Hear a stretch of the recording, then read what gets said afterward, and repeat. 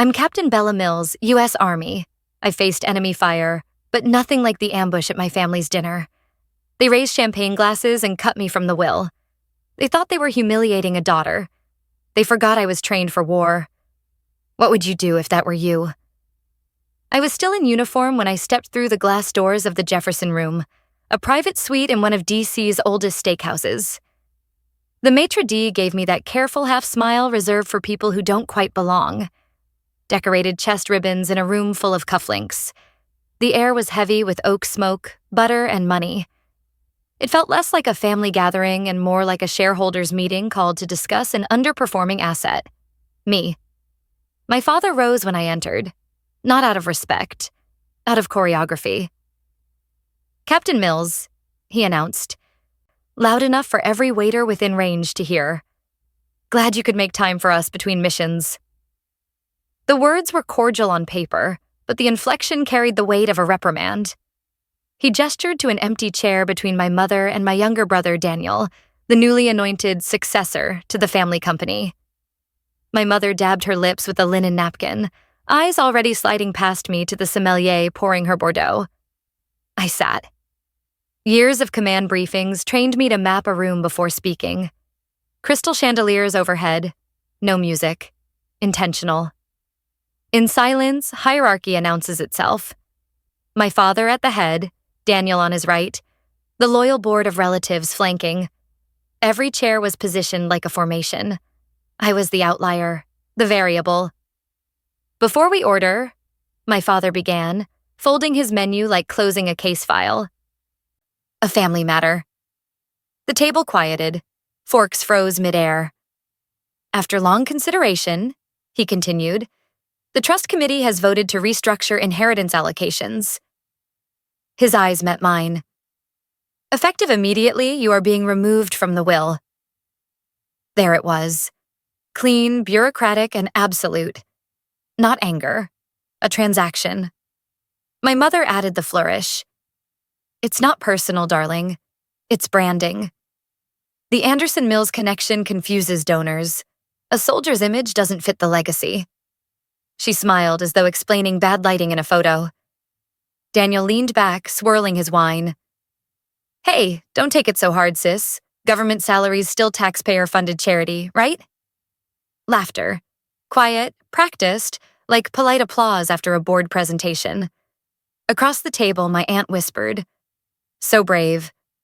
Giving up the good life for uniforms." My pulse slowed instead of rising. Combat training does that. It teaches you to bleed later. I placed my knife and fork parallel across the plate, a signal of completion in dining etiquette, but also in field terms.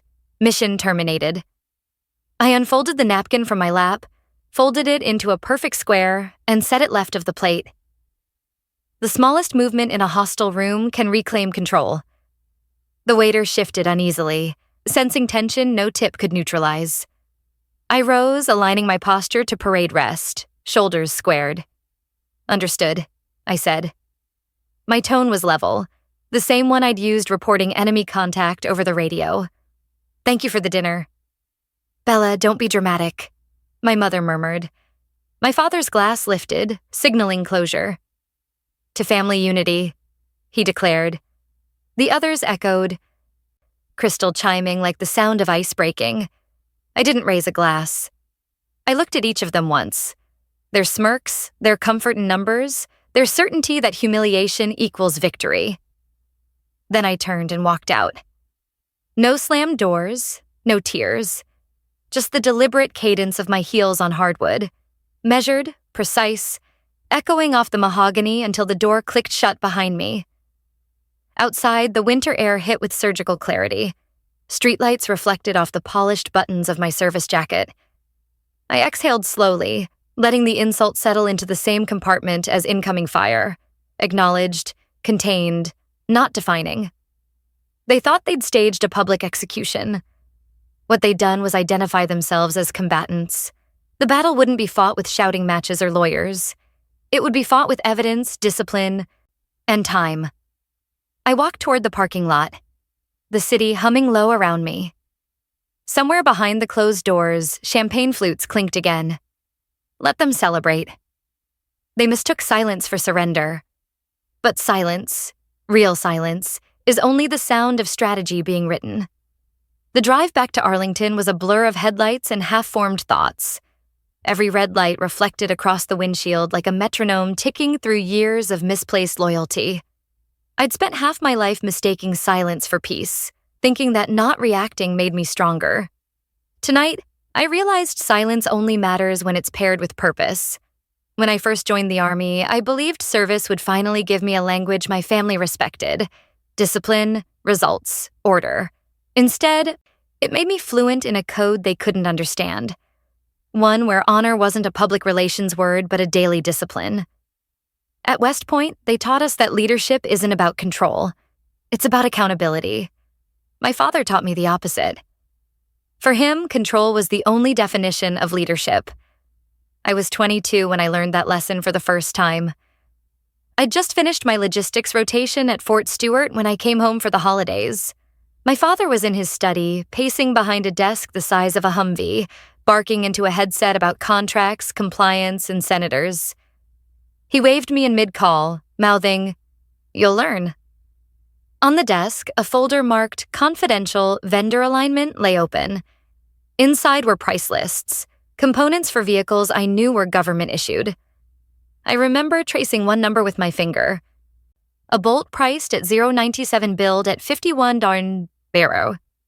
I didn't understand the entire system then, but I understood right from wrong. When he hung up, I asked about it. He smiled in that way CEOs smile when interns ask naive questions. "That, Bella," he said, "is how influence works. Regulations are guidelines, not commandments. You follow too many rules and someone else eats your lunch." He'd said it like a joke. I laughed then, but something inside me recoiled. Years later, I would hear those same words quoted back to me in an ethics lecture on procurement fraud. Regulations are guidelines. The instructor had paused. That's how every scandal begins. By then, I'd already built a career in forensic accounting within the Army's Finance Corps, tracking funds from battlefield supply chains to the contracts that sustained them. Every number tells a story, and every story has a villain who thinks no one's watching. I never imagined that villain would carry my last name. Growing up in Anderson meant understanding that reputation was a currency more powerful than truth. At galas, my mother introduced me as our adventurous one, the way people describe a relative who joined the circus. My brother Daniel was the legacy. Even as a teenager, he spoke like a shareholder. By college, he was already sitting in on board calls, parroting my father's phrases about brand synergy. When I was commissioned, my father made a point of attending my graduation ceremony. Not for pride, but optics. He shook my hand at the pinning ceremony with a smile made for the cameras. The next morning, he told a Washington reporter, "We've always believed in service. One of us serves the country, the other keeps the economy running." It was a line rehearsed to perfection, turning my choice into a soundbite for his company's annual report. He saw my uniform as a marketing prop. I saw it as armor. For years, I stayed silent. I thought that proving myself through performance, the perfect audit, the clean inspection, the commendation letters, would earn me the respect they withheld. But families built on power don't trade in respect. They trade in leverage. After the dinner humiliation, sitting alone in my small apartment, I took out an old email archive from my personal drive, correspondence from my internship days at Anderson Defense. One line, dated 5 years ago, stood out. "Rules are for the little people, Bella. You're in Anderson. Remember that." I'd saved it once as proof of mentorship. Now I realized it was evidence. That's when I understood. This wasn't just about inheritance. It was about corruption hidden under the disguise of legacy. And the only way to confront corruption is by speaking the language it fears most: documentation, procedure, truth. The soldier in me didn't want revenge. The officer in me wanted accountability. I opened a small black notebook I'd carried since my first deployment. The cover was scuffed from sand and field briefings, but inside the pages were lined with precision. I turned to a fresh page and wrote 3 words in neat, squared handwriting: Opord Bravo, Initiate. That was the night I decided the next battle wouldn't be fought with emotion. It would be fought with evidence. I didn't sleep that night. Old habits from deployment surfaced. The quiet sorting of thoughts into missions, objectives, contingencies. My apartment in Arlington was small, the kind of government-issue uniformity I liked. One desk, one lamp, one bed. Order gives the mind space to plan. At 400, I brewed black coffee, opened my laptop, and began a new file labeled Operation Bravo Contingency. No emotions, no commentary, just data. Dates, invoices, shell entities, addresses, payment routing. The same discipline I used when tracing missing procurement funds in Baghdad would now serve a domestic battlefield. 3 months earlier, my mother had called, her voice syrupy as ever. "Darling, could you take a look at a few company statements? Daddy's accountants keep confusing me." I'd told her no, politely but firmly. I wasn't authorized to access corporate data. And even off-duty, the line between personal and professional conduct was razor thin. But curiosity made me check public records later that week. Something didn't add up. Vendors listed under Anderson Defense also appeared in Army procurement databases I'd audited months prior, under entirely different contract numbers. Same addresses, different names. At the time, I logged it as an anomaly and moved on. Now, after that dinner, I realized it wasn't an anomaly. It was a pattern. I powered up my encrypted external drive, the one I'd used overseas to store backup reports. No government information, just templates, open source registries, contact references for federal oversight offices. The blue indicator light flickered like a heartbeat. Step 1. I pulled corporate registration data from Delaware's public database, Anderson Defense subsidiaries. Step 2. Match them against vendor codes from the System for Award Management, SAM.gov. Out of 23, 6 didn't exist on the official vendor list. That's not a clerical error. That's a deliberate ghost chain. Then came the pricing data. Bolts, plating, sealants. The numbers were insultingly sloppy. A 50-cent component billed at $50. I ran it through my old audit algorithm. Margin, 9,800%. I paused. My father's voice echoed from a memory. Regulations are guidelines, not commandments. He'd said it like gospel. I took a breath, steadying the adrenaline creeping up. Anger compromises analysis. Precision wins battles. At 6:30, I wrote my memorandum for record, time-stamped, dated, signed. It outlined the public source evidence I had reviewed and my intent to escalate through proper channels. I referenced Army Regulation 620, the ethics clause requiring personnel to report suspected waste or fraud, even if off-duty. Every line I wrote was a shield against the accusation that would inevitably come. By 0700, I called the DoD Inspector General hotline. Not from my work phone, but my personal device. The voice on the other end was calm, professional, anonymous. Office of the Inspector General, Fraud, Waste, and Abuse Division. How can we assist? I'm an Army officer, I said. I believe I have information regarding a defense contractor. Possible misrepresentation of vendor materials and pricing irregularities. I have public documentation. No classified data involved. There was a short pause. Then a question. Do you wish to remain confidential, Captain? Yes, I replied. For now. They issued a case number, 12 digits that suddenly felt heavier than any metal I'd ever worn. It meant the chain of command would soon be alerted. It meant this was real. Still, I wanted an external vector, someone who couldn't be silenced by influence. I thought of a name. Timothy Hayes, a defense correspondent whose investigations had once forced a general's resignation. I didn't know him, but his work had earned my respect. I drafted an email with no attachments, just one line. Potential large-scale procurement fraud involving armor components. Source internal, documentation forthcoming. Request meeting. Off the record. I didn't sign it with my family name. I signed it Captain Bella Mills, U.S. Army. Before sending, I printed one hard copy of the memo, sealed it in an envelope marked, "To be opened only in the event of my incapacitation." I placed it in my safe with my will, my DD 214, and a letter to my grandmother. Protocol. Always protocol. At 0900, I stepped outside. The sun was rising over the Potomac, pale and cold. People hurried to work in crisp suits carrying lattes instead of rifles. I buttoned my jacket, squared my shoulders, and walked toward the metro station. The dinner had been their declaration of war. That morning was mine. By the third day after I filed my report, I could already feel the shift in the air. The quiet kind of tension that hums in every institution when someone with power senses a leak. At 6:30, I walked into my office at Fort Belvoir, coffee in one hand, briefing folder in the other. There was a note on my desk, the kind that looks harmless until you read the header. Captain Mills, report to Colonel Wallace. Immediate.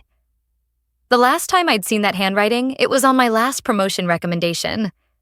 Now, the pen strokes looked heavier, like the paper itself carried bad news. When I entered his office, the blinds were drawn. Wallace didn't look up right away. He stood by the window, hands clasped behind his back, staring out at the parade field. "Close the door, Captain," he said quietly. I obeyed. "Sir?" He turned then, face calm, voice steady, but eyes tight. "I received something this morning," he said, holding up a folder sealed with a law firm's letterhead. K Street, my father's world. He placed it gently on the desk between us, like unexploded ordnance. "Your family's company has filed a formal complaint against you," he said, alleging misconduct under the Uniform Code of Military Justice, Articles 108, 133, and 134. I already knew what that meant. Article 108, misuse of government property. Article 133, conduct unbecoming an officer. Article 134, prejudicial behavior to good order and discipline. It was the holy trinity of character assassination. "They claim," Wallace continued, "that you've accessed proprietary data through military systems. They also allege that you've leaked internal documents to the press." He sighed, his tone more disappointed than angry. "I know you, Mills. I don't believe a word of this, but I have to open an AR-15-6 investigation. It's policy, process is process." I nodded. "Yes, sir." My voice didn't tremble. "Training keeps you calm when you're targeted, by artillery or by influence." He hesitated. "You understand that during this inquiry, your common access card will be suspended. You'll be reassigned to administrative duties until further notice." The words hit harder than any bullet, not because of guilt, but because of what they symbolized. Disarmament. He was taking my weapon, my credentials, my operational status. Every soldier knows that's how they mark you. I unhooked my CAC badge from my belt and set it on his desk beside my sidearm. Then I saluted. He didn't make me stand at attention. He just said softly, "I'm sorry." I walked out of his office in silence. By lunchtime, the entire corridor already knew. Conversations paused when I passed. A few nodded in sympathy. Others pretended not to notice. That's how isolation works. Polite avoidance disguised as professionalism. That evening, as I sat in the dim light of my apartment, my phone buzzed. Unknown number. I answered. "Bella." My father's voice came through, cold and measured. "I warned you about playing soldier in a man's world." He let the silence stretch. "You're finished. Resign quietly and I'll see that your record stays clean. Refuse, and I'll burn everything you've built." For a long moment, I said nothing. Then I replied, "Copy that, sir." The same tone I'd use acknowledging a hostile contact. And I hung up. He didn't realize I'd already logged everything. Every document, timestamp, and digital trail under independent metadata verification. He could burn my reputation.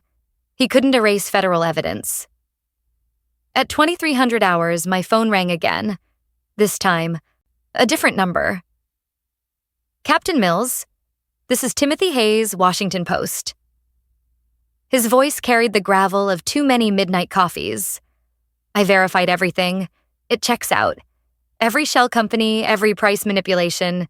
Your father's name is all over it. He paused. But he's moving fast. Sources say he's calling in favors across the Pentagon to suppress this. If we're going to run it, we need it airtight. "How long?" I asked. 3 days, he said. "You'll be the first to know when it's ready." After the call ended, I sat in the dark, the city lights flickering outside my window like tracer rounds. The enemy had fired their first legal volley. But in every battle, the moment of greatest danger comes just before the tide turns. They thought I'd broken protocol by speaking out. What they didn't understand was that I was protocol. And I was about to let it do what it does best: record, verify, and expose. When your enemies reach for the levers of power, they make predictable moves. They call friends on the Hill, place quiet phone calls to old commanders, and stage public displays meant to humiliate. My father did all of it. I expected pressure. I did not expect the Army and Navy Club to feel like enemy territory. They summoned me to lunch there. Daniel's choice of venue? His preferred theater. He was smug when I sat down. The retired admiral to his left gave a perfunctory nod as if to validate the spectacle. The table was arranged like a tribunal. Conversation moved in polite, venomous circles around me. "Bella, this is simple," Daniel said, fork resting lightly on his plate. "Dad wants family unity. This publicness..." He waved a hand at my uniform. "It's not our image." He smiled at the admiral, who made a sound like mild agreement. I kept my voice low. There's a weapon in understatement. "Are you asking me to admit wrongdoing?" I asked. I didn't raise my voice. I didn't need to. The room listened because I was the anomaly. An officer in uniform, composed, precise. "Do you have any proof?" the admiral asked, trying on the role of neutral decider. I placed one measured phrase on the table and watched the room change. "Contract W56HZV 17 C0065, specified mil-spec AR-55D grade steel for supplemental plating. Anderson Defense billed for AR-550 and shipped a vendor substituted alloy from an unapproved manufacturer. The delta in tensile strength is significant." For a heartbeat, the polite chatter dissolved. Then the admiral's jaw tightened. Daniel's smile faltered. My father's face went from patron to predator in 2 breaths. "You're lying," Daniel spat. Too loud, too fast. "I'm not," I said. "I have public filings, procurement records, and a contemporaneous memo documenting the irregularities. I filed a complaint with the Inspector General." I met each of their eyes and let the facts settle in. Facts are colder and heavier than threats. They reacted the way guilty men do, with desperation. My father leaned in, voice low and dangerous. "You have no idea what you're doing. I can make one phone call and you'll be done." Threats were his currency. Coercion, his trade. That was when the smear campaign began in earnest. Anonymous calls to old colleagues insinuated I'd abused access. Anonymous social posts painted me as an unstable officer who'd weaponized her rank against her family. My mother's texts turned from fake concern to public pleas for reconciliation, all staged for optics. But the one move that matters in modern information warfare is not suppression. It's prevention. Influence will always try to bury a story before it breathes. If it can't bury it, it will try to delegitimize the messenger. At 2,000 hours, my phone buzzed. Timothy Hayes. I remember the exact tone of his voice when he spoke. That slow, deliberate cadence of a reporter who's held a story until the facts stitched into a picture he can't ignore. "Captain," he said, "we cross-checked your leads. The shell companies tie back to the same money flows. Engineering analysis corroborates the alloy substitution. Legal has cleared publication pending one more confirmation. We've got a window, 0600 Thursday. It will hit every feed. It will be front page." Relief is a strange thing. It doesn't roar. It unfurls like a flag. I felt the tension in my shoulders ease an inch. Timothy's confidence didn't come from bravado. It came from verification. He'd done what journalists always have to do in a city of power: make certainty out of rumor. "Tim," I said, "be careful. They'll come at you." "We know the risk," he replied. "You were right to document everything. Keep low profile. We need you intact for corroboration." I ended the call and sat in the dark for a long time. The world outside my window went on: sirens, taxis, the distant chime of the metro. Inside, a quiet calculus completed. They'd taken an ambush tactic at dinner and tried to turn the institution against me. They'd weaponized heritage. I had turned their weapon back on them with the one thing they couldn't buy: proof. That night, I did two things. I updated my memorandum for record with the day's events and sent a secure, succinct email to Colonel Wallace, acknowledging the AR-15-6 and requesting to be kept informed of any developments at post. I wanted the record to show that even when sidelined, I kept the integrity of process. Then I went to sleep in the kind of uneasy rest that comes before a storm. Someone had lit a fuse. I didn't know how long the timer was, but I trusted the work. The system, records, auditors, oversight would do the rest if left unimpeded. When the morning came, it came all at once. Newsrooms buzzed, feeds lit up, and the city began to argue loudly about what it had just learned.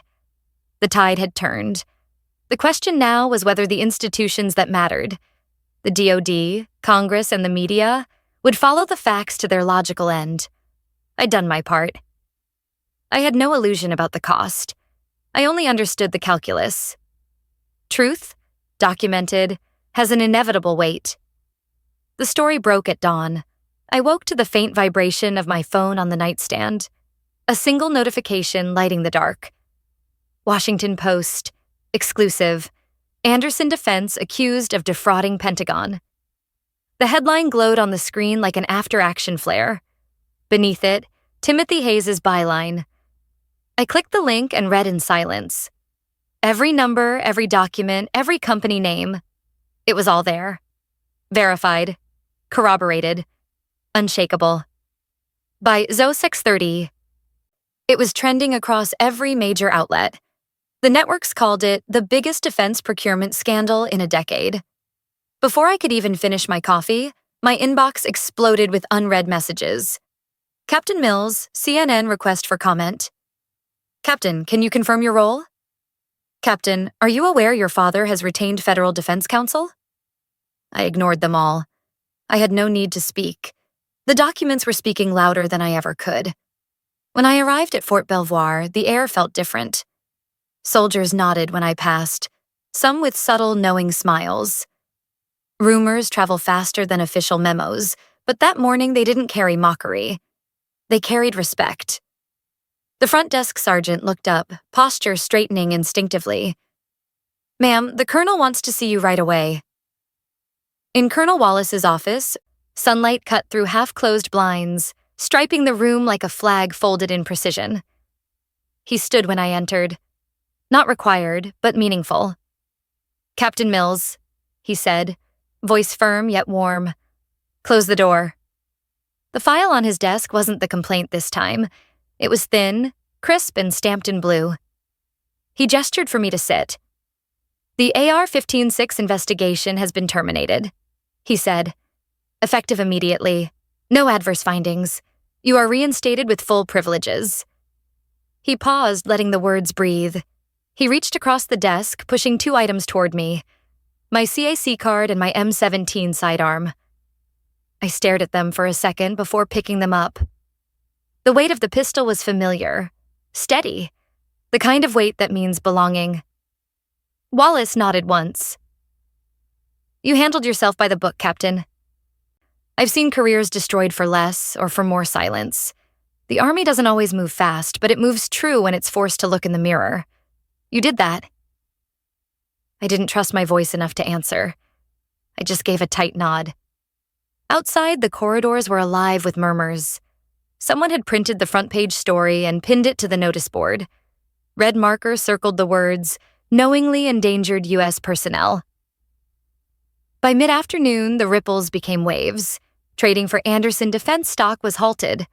The Department of Justice announced a joint task force inquiry. FBI agents raided the company's Virginia headquarters. My phone buzzed with missed calls from unknown numbers, and one from my brother. I didn't answer any of them. That evening, I walked past the Pentagon Memorial. The rows of illuminated benches reflected off the black marble, each one bearing a name. I ran my fingers across one inscription. A young lieutenant I'd never met, killed by an IED overseas. I thought of the armor my family's company had manufactured, the defective plating they'd approved. The realization settled like cold steel. Their greed had never been theoretical. It had consequences measured in lives, not dollars. The next day, I received a short internal memo.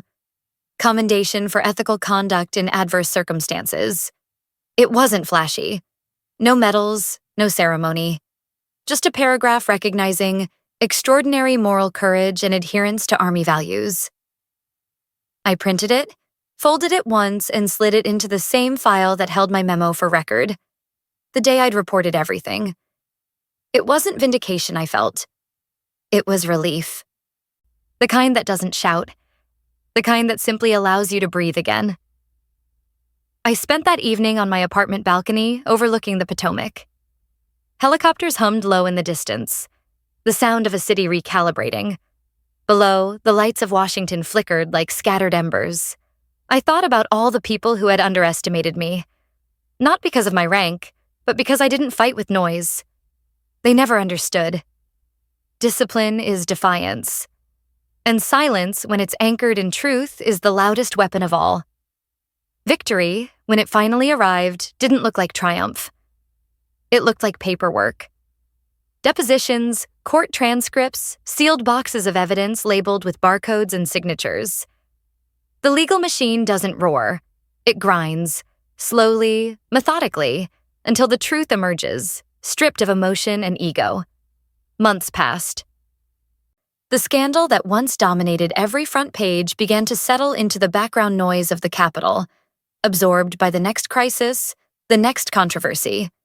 But the consequences remained. My father's company was formally indicted on multiple counts of procurement fraud and conspiracy to defraud the U.S. government. His board of directors resigned within a week. My brother Daniel tried to distance himself, claiming ignorance, but federal subpoenas don't recognize family trees. When the case reached court, I testified only once. It wasn't a cinematic moment. No jury gasps, no dramatic music. Just an oath, a chair, and the same composure I'd learned in uniform. The defense attorney tried to bait me, suggesting resentment, jealousy, a vendetta against my father. I let him finish his speech, then answered with the same tone I used in every field report.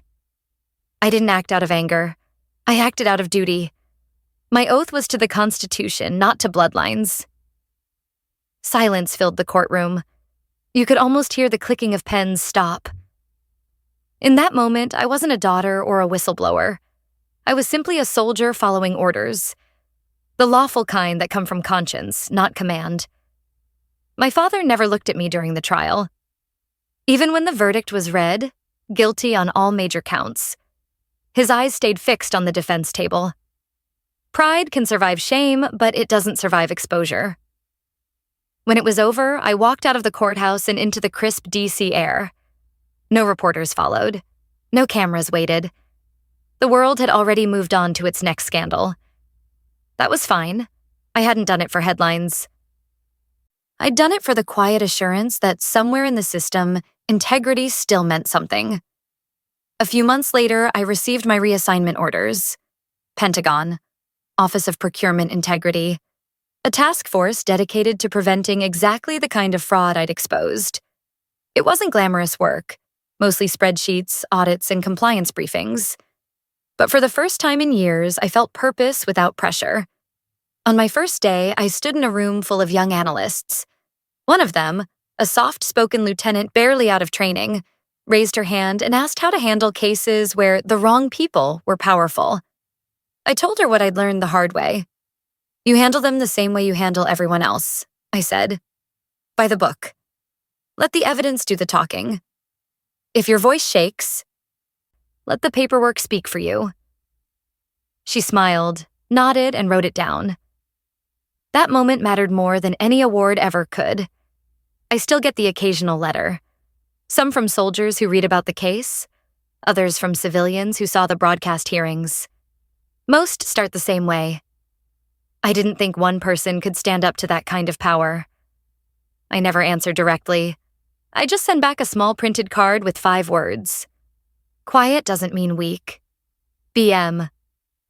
I visit my family home once a year now, not to reconnect, but to remind myself of the distance I've earned. The mansion feels smaller. The portraits on the wall have aged poorly. Time does that to legacies built on vanity. The staff avoids eye contact. The silence there isn't discipline. It's fear. Before leaving, I always stop in my father's old office. The desk where he once lectured me about influence now holds only dust and unpaid bills. I don't touch anything. I just stand there, remembering the girl who once believed that loyalty meant obedience. Now she knows loyalty means truth. As I step outside, I catch my reflection in the window. Uniform crisp, nameplate glinting under the morning sun. Different battlefield. Same code. When people ask if I regret anything, I tell them this. I regret that it took humiliation to reveal who I was. But sometimes being underestimated is the best camouflage a soldier can wear. Quiet doesn't mean weak. It means ready. Have you ever seen someone stay silent until the truth spoke louder than power? If this story moved you, like, subscribe, and hit the bell icon, and share it with someone who believes in quiet strength. A new soldier revenge story drops every day, where respect is earned, protocol is honored, and dignity always wins.